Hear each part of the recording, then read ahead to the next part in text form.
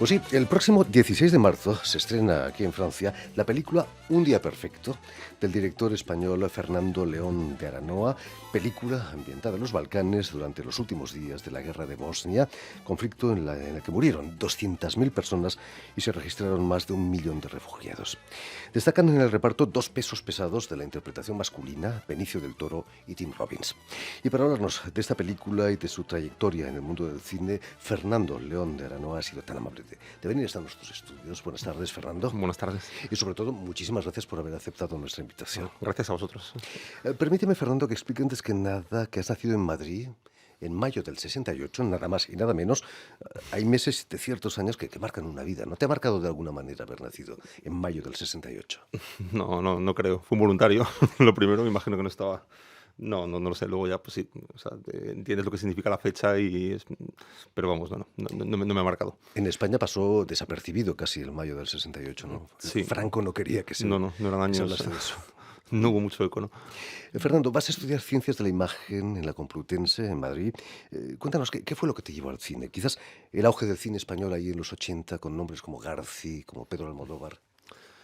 No, en realidad todo fue bastante accidental. O sea, yo es una historia que a veces dudo si es bueno contarla, porque en realidad no responde como una vocación, como hay veces, ¿no?, que escuchas historias de gente que con 13 años rodaba cortos en Super 8, o con 10 años, o con, ¿no?, directores míticos. En mi caso fue bastante accidental. A mí me gustaba mucho dibujar. Yo era lo que mejor sabía hacer y lo que creía que iba a hacer para ganarme la vida cuando tenía 15, 16 años, ¿no?, en ese momento. Y en realidad yo quería estudiar Bellas Artes, y esa era como mi primera. Pero, o sea, era lo que yo quería hacer, pero había un examen de ingreso para acceder a la facultad y por un error administrativo, digamos, por contarlo breve, me dieron una fecha equivocada de examen, de manera que llegué tarde con mis cartones, mis dibujos, con mis lapiceros y entonces no pude hacer el examen, de manera que por un problema administrativo me vi estudiando una carrera que no era la que yo realmente quería hacer, que fue cine, ¿no? De manera ¿Habías que empecé preparado bien Bellas Artes? todo un verano haciendo carboncillos, que el examen de ingreso era un carboncillo, así que me pasé un verano completo haciendo ¿no?, cuerpo, que es lo que se hacía, figura humana, ¿no? Y no pude presentarme nunca, de manera que empecé a estudiar cine un poco por accidente, sin demasiada pasión al principio, y si hubo un momento ahí que para mí, si hay un momento como de revelación o de enamoramiento con este oficio, es a través de un pequeño taller de guión que hice, es a través de la escritura de guiones, ¿no? Ahí sí hay un momento de decir, bueno, ¿esto qué es, no? No me imaginaba que pudiera ser tan apasionante. Y Fernando León, das tus primeros pasos como guionista en el cine, ¿no? Es cierto que fuiste guionista del concurso ese, 1, 2, 3, respondo otra vez. Claro, sí, en ese momento, o sea, yo hice este taller del que te hablaba, ¿no? Y es verdad que me enamoró mucho la escritura, ¿no? Es algo que no estaba en mis planes, nunca estuvo en mis planes. Y bueno, pues empecé a conseguir algunos trabajos, empecé a escribir mucho, digamos, como tratando de recuperar todo el tiempo perdido, pero los primeros trabajos que conseguí fueron, sí, pues como guionista en televisión, y algunos de esos programas en los que trabajé fueron efectivamente pues el 1, 2, 3, o trabajaba mucho con humoristas como Martes y 13, con otros. Yo creo que de aquella época trabajé con casi todos en España. Era una película ese concurso, 1, 2, 3, respondo otra vez, ¿no? Realmente era como una película. Era una producción enorme, sí. Era un volumen de producción que yo creo que para aquella época, ahora igual es más normal, pero era muy interesante, ¿no? Yo además, bueno, eso lo dirigía Narciso Ibáñez Serrador, ¿no?, que era un tipo muy sabio, y yo tenía allí, no sé, tenía 19, 20 años, para mí era un lujo, ¿no?, estar trabajando en su equipo y viéndole a él también, ¿no?, cómo manejaba su equipo, cómo me colaba. Yo en realidad como guionista trabajaba fuera de la producción, o sea, trabajaba, digamos, los fines de semana pero luego siempre que podía pues me colaba en el control de realización y me asomaba, ¿no?, para ver cómo manejaba un poco la imagen y al equipo, ¿no? Aprendí mucho allí. Chicho. Sí, efectivamente. Tu primer largometraje, Fernando, Familia, lo escribes y lo realizas en el 96 y con él ya vas a obtener el Goya al mejor joven realizador. Eso es llegar y besar el santo. Sí, bueno, yo creo que también tuve la suerte enorme después de haber trabajado con Ibáñez Serrador, que en televisión era muy, muy bueno, ¿no? Era un maestro, pues tuve la suerte en mis primeros pasos en cine, después de haber escrito algunos guiones para otros directores de cine, ¿no? Creo que se habían rodado 3 o 4 películas con guión mío, y tuve la suerte de, con un guión que tenía, que es el de Familia, también dar bueno, pues con Elías Querejeta, que era un grandísimo productor, ¿no? Entonces eso, en realidad creo que la suerte, lo de entrar, digamos, por la puerta grande, como se dice, fue en realidad producir con Elías, ¿no? Y luego lo demás pues vino un poco, bueno, de la mano de él también, ¿no? El resultado de la película y los premios, ¿no? Imagino que preparar una película, trabajar en la producción de una película es como una empresa, ¿no? Es bastante intenso, sí. Yo la verdad es que en aquellos años, como estaba ahora en ese momento en el que hice familia, ¿no? Claro, lo vivía con mucha inconsciencia, que es una manera, por otra parte, fantástica de vivirlo, ¿no? Porque no piensas ni en lo que cuesta la película, ni en las implicaciones que tiene, ni, o sea, la responsabilidad no pesa tanto, ¿no? Luego es verdad que cuando te vas enterando de cómo se hacen las películas, eso va pesando más y es un problema, o sea, es algo de lo que también te tienes que liberar un poco, ¿no? Como director o como escritor, ¿no? Pero sí hay un momento en que te das cuenta de que en realidad es como una especie de empresa muy, muy enloquecida, con muchísimo riesgo económico para el que produce y muy concentrada en pocos meses, ¿no? Es una especie como de túnel de pruebas, ¿no? Para poner en pie una película y eso lo hace, pues bueno, muy estresante, muy intenso también, ¿no? Y no sé, muy interesante. Y el público decide al final. Sí, luego está esa cosa, ¿no? Que después de 3 años trabajando intensamente y de toda esa inversión de trabajo y de dinero y de equipo, ya se ha enredado se han subido contigo 100, 200 personas a hacer esa película, luego pues y cada vez más, además, antes no era tanto así, te la juegas un poco el primer fin de semana, ¿no? O sea, lo que pase el primer viernes va a definir lo que pasa con esa película después comercialmente, ¿no? Entonces eso también, cuando llega ese fin de semana, es también da mucho vértigo, ¿no? Con Barrio, otra de tus películas, vas a obtener varios galardones, pero será con Los lunes al sol, con la que vas a triunfar en los Goya del 2002. 5 premios, nada más y nada menos, 5 Goyas. Cuando rodabas con Javier Bardem, su protagonista, que interpretaba, por cierto, a un desempleado, ¿podías llegar a imaginar la situación actual en España ahora, que iba a degenerar de tal manera? No, o sea, en realidad conocíamos bien la de aquel momento, que aunque no era una situación, o sea, que la crisis no era, las dificultades no eran tan grandes como lo son ahora, como lo han sido en los últimos años, igualmente había pues casi 2 millones de desempleados y finalmente, digamos, el problema es el mismo, ¿no? O sea, es decir, también hay una diferencia entre que afecta a 2 millones de personas o a cinco, pero para esas 2 millones de personas o para como sociedad nos tiene que preocupar lo mismo, importar lo mismo, y a la hora de contarlo no cambia tanto realmente, ¿no? Yo lo he dicho muchas veces, ahora de vez en cuando me decían, no, y tu película no debería hacerse hoy, y yo siempre digo, bueno, las películas no cuentan cuando se hacen, cuentan cuando se ven, ¿no? Entonces, haces las películas pensando en que tengan valor en ese momento, 5 años después, 15 años después, de manera que yo creo que lo que cuenta Los lunes al sol tenía sentido en su momento y tendría el mismo ahora, no sería tan distinto, ¿no? Quien no está desempleado es Javier Bardem. Actualmente está trabajando, me estás diciendo, preparando una película. Sí, ha estado rodando mucho, sí, el año pasado hizo 2 películas y ahora está a punto de rodar otra. Fernando, volviendo al Día Perfecto, que se estrena aquí en Francia a mediados de marzo, está basada en una novela, en la novela de Paula Farias, Dejarse llover. ¿Qué es lo que te sedujo de esa novela para que acabases rodando una película? Pues bueno, yo creo que lo primero, así como interesante con la novela que me pasó es, yo creo que también es la circunstancia en la que supe de ella, ¿no? Con Paula habíamos hecho antes un trabajo, un documental que se llamó Invisibles, que a propuesta de Médicos Sin Fronteras habíamos producido con Javier Bardem precisamente, y 5 directores habíamos trabajado en distintas partes del mundo, ¿no? Contando su trabajo, el trabajo de Médicos Sin Fronteras en ciertas crisis, ¿no? Entonces yo rodé una de ellas en el norte de Uganda, en la frontera con Sudán, casi sobre un conflicto armado que llevaba en ese momento más de 30 años y fue rodando esa pieza cuando una de las personas que estaba en el equipo de Médicos Sin Fronteras, un poco el que hoy es Mambrú en la película, digamos, el que estaba a cargo de la seguridad del equipo, incluso se puede decir, pues me habló de la novela, ¿no? Ya digamos, pues me contó la historia en aquel momento, ¿no? En una pausa del rodaje y me sedujo mucho lo que contaba, ¿no? Me contó el comienzo de lo que hoy es la película, ¿no? Ese pretexto argumental, ese grupo de trabajadores humanitarios tratando de sacar un cadáver de un pozo porque lo han arrojado allí para contaminar el agua, ¿no? Entonces, esa mezcla, pues brutal, ¿no? Entre lo que es la rutina para ellos y la ferocidad de lo que está pasando, ¿no? El drama de lo que está pasando me parecía ya como un punto de partida muy interesante para contar una historia, pues como la que es hoy la película, ¿no? Concentrada, pero que a la vez trate de hablar de lo que es un conflicto armado también, ¿no? Como tú dices, una película muy concentrada, con un reparto no muy numeroso, pero excepcional. ¿Cómo conseguiste que Benicio del Toro y Tim Robbins aceptaran interpretar papeles en tu película? Pues en Benicio empecé a pensar, ¿no? Como actor para hacer la película cuando estaba en las últimas escrituras del guión, ¿no? En las últimas versiones y le había conocido antes, teníamos así socialmente, ¿no? Nos habíamos conocido 2, 3 veces. Recuerdo que vino al estreno de Los lunes al sol en Estados Unidos, cuando la estrenamos allí él estuvo y nos habíamos saludado y alguna vez pues había expresado así su deseo de hacer algo juntos y estas cosas que tú siempre piensas, bueno, lo dice, qué amable, ¿no? Pero sin embargo pensé, bueno, y si fuera cierto, ¿no? Aquello que me dijo una vez y entonces me planteé presentarle el proyecto, ¿no? Fue lo que hice, le envié el guión y la verdad es que tuve esa suerte, ¿no? Que le interesó la historia, el personaje también, ¿no? Lo que contaba o cómo lo contaba y me dijo que sí muy rápido, la verdad. Pero bueno, yo creo que facilitó las cosas el hecho de que él conociera mis películas. De hecho, es muy buen espectador de cine, se lo ha visto todo. Conoce de cine español, de cine europeo. En mi caso, creo que había visto 3 o 4 de mis películas. Eso simplificaba las cosas, ¿no? Y así fue como Benicio llegó a la película. Fernando León, la guerra y la muerte están presentes desde el primer plano en tu película, como nos contabas, pero el humor saca a los protagonistas de todos los apuros. Es la única manera de soportar la realidad de una guerra atroz como la de Bosnia, el humor. Sí, bueno, yo creo que es muy útil para soportar cualquier tipo de realidad, ¿no? Incluso cuando no es tan dura como esa, ¿no? Cuando es así de dura, todavía más, ¿no?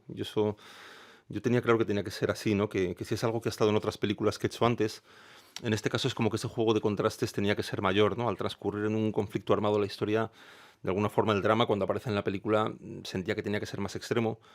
Y casi, ya digo, como un contrapeso, pues los momentos con humor o más luminosos tenían que ser todavía más, creo, más divertidos, más gamberros, ¿no? Casi, esa es la palabra que lo define, ¿no? Casi gamberros, ¿no? Y no sé, funciona como, pues eso, ¿no? Como casi como una fotografía muy contrastada, ¿no? Cuanto más densa es la oscuridad, pues parece que más brillante tiene que ser la otra parte, ¿no? La luz o...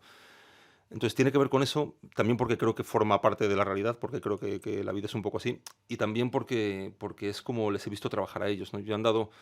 He tenido así como la suerte de durante todos estos años de haciendo cine, pues entre medias, entre las películas, ir haciendo documentales con la gente que está en ayuda humanitaria. Solo he hecho 3 o 4 veces, ¿no? Les he acompañado 3 o 4 veces y eso es una cosa que siempre estaba ahí, ¿no? El usar el humor como forma de distanciamiento, como forma de protegerse también del drama o de la dificultad cotidiana, al menos, ¿no? Entonces, esa necesidad de tener que hacer broma de todo, de decir cualquier barbaridad en el momento en realidad más dramático, más complicado, porque al final el humor es catártico también, ¿no? Y te ayuda a sobrellevar y a entender mejor las cosas y a defenderte de las cosas también, ¿no? Entonces lo he visto mucho en ellos y me aprecia mucho contar eso en la película. Me contabas, Fernando, que el actor que interpreta el papel del intérprete en la película Sí. vivió él mismo la guerra. Os contaba aventuras de la guerra de Bosnia. Bueno, hablábamos sí, con Fecha Stukan, él es de Sarajevo. Hablábamos mucho de esto precisamente, ¿no? Es una de las cosas que más le seducía del guión y que también gustaba a la gente, no solamente él, a los demás actores, ¿no? Que viniendo de los Balcanes, pues participaron en la película, ¿no? Y él contaba mucho eso, ¿no? De hecho, lo explicaba mucho mejor. También decía eso, ¿no? Explicaba cómo, pues, la lógica era que cada 20, 25 días iban al frente durante 4 días y luego, pues, entre medias, cuando regresaban pues, a la vida civil, digamos, ¿no? Decía, bueno, él lo decía de una manera que además era decía, nunca, o sea, no lo hemos pasado mejor nunca, decía, nunca hemos celebrado más la vida, ¿no? Nunca hemos salido más de fiesta, nos hemos reído más con los amigos, hemos tenido más sexo, o sea, hemos intentado sacarle a la vida todo lo que tenía durante esos 20 días porque sabíamos que 25 días, que 5 días después ibas al frente otra vez, ¿no? Entonces explicaba como esa necesidad de agarrarse a todo a la vida, ¿no? En mitad de la guerra. Fernando, la ONG humanitaria con la que trabajan en la que trabajan los dos protagonistas, suena algo así como Médicos Sin Barreras, podemos traducirlo. Sí. Se parece extrañamente a una francesa, ¿no? Que no voy a citar, por cierto. Bueno, Podemos citarla, por supuesto. perfectamente. Sí, además, bueno, yo creo que sí, además, muchos de estos trabajos han sido con Médicos Sin Fronteras, ¿no? Que la traducción en España y de hecho ese trabajo en África fue con ellos, ¿no? Paula, la autora de la novela, sigue trabajando para ellos. Ha estado este verano sí, colaborando en todo el trabajo que han hecho en el Mediterráneo todavía también, ¿no? Entonces, sí, pero es verdad que a la hora de rodar yo preferí no utilizar, o sea, no, cambiarle el nombre. Es una cosa que, pues para tener más libertad también, ¿no? Para no, en fin, para que no sea una película ligada estrictamente a una ONG, para tener más libertad también a la hora de, no sé, de que los personajes digan o hagan ciertas cosas que igual, no sé, pues parece que van contra los protocolos o podrían ir, ¿no? Entonces preferí cambiarle el nombre. ¿Cómo son esa gente que trabaja para organizaciones como Médicos Sin Fronteras? ¿Pierden un poquito el sentido de la realidad después de pasar tantos años viendo atrocidades? No, a mí hay una cosa que me gusta mucho, que es lo que intentaba que reflejara la película, que es una cosa, es como la manera de acercarse a un conflicto, ¿no? O sea, la energía que tienen, que es muy práctica, ¿no? Es muy poco en contra de lo que se puede pensar, es muy poco conmiserativa o muy poco, que a mí eso me interesaba mucho, ¿no? Es obvio que si estás ayudando en una guerra es porque te importa la gente y porque quieres mejorar las condiciones de vida de los que están allí, si no, no estarías, ¿no? Bueno, no es un trabajo bien pagado, es un trabajo peligroso, o sea, hay muchos otros que hacer. Pero, pero es verdad que cuando van a un conflicto así también, ¿no? Yo creo que es o sea, que está esa cosa de enfrentarse a los problemas, digamos, no pensando si lo has hecho bien o mal en el anterior, sino simplemente encarando el siguiente, ¿no?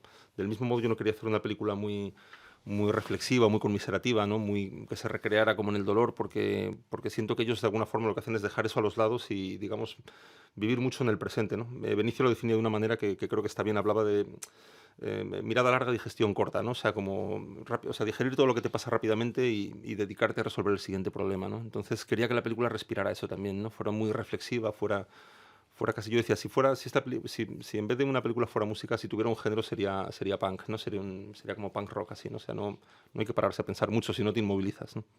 En Cannes, Un día perfecto tuvo muy buena acogida de la crítica. Incluso la compararon algunos con MASH, ¿no? La película de Robert Altman. No estabas muy de acuerdo tú. No estaba de acuerdo porque no la había visto.